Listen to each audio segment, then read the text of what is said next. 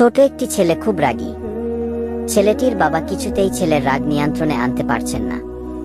একদিন বাবা ছেলেকে স্নেহের পরশে কাছে ডাকলেন।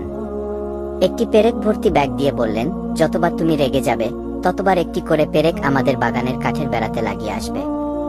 এটি তোমার প্রতি আমার আদেশ।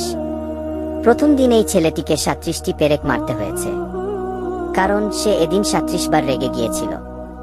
ক্রমশ সে উপলব্ধি করছিল তার রাগ অনেক বেশি হওয়ার কারণে আজ ৩৭ বার পেরেক নিয়ে বাগানে গিয়ে পেরেক মারতে হয়েছে।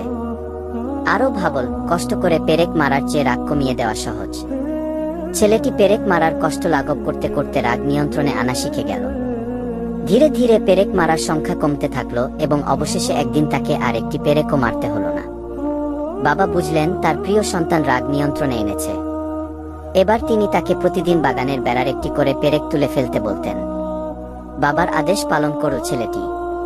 পেরেক তোলা শেষ হয়ে গেলে একদিন তার বাবা তাকে বাগানে নিয়ে গিয়ে কাঠের বেড়াটি দেখিয়ে বললেন, দেখ, কাঠে পেরেকের গর্তগুলো এখনো রয়ে গেছে। কাঠের বেড়াটি কখনো আগের অবস্থায় আনা যাবে না। যখন তুমি কাউকে রেগে গিয়ে কিছু বলো, তখন তার মনে ঠিক এমন একটা আঁচড় লেগে যায়, কখনোই আর মুছে যায় না বেটা। তাই রাগ নিয়ন্ত্রণ করতে শিখো।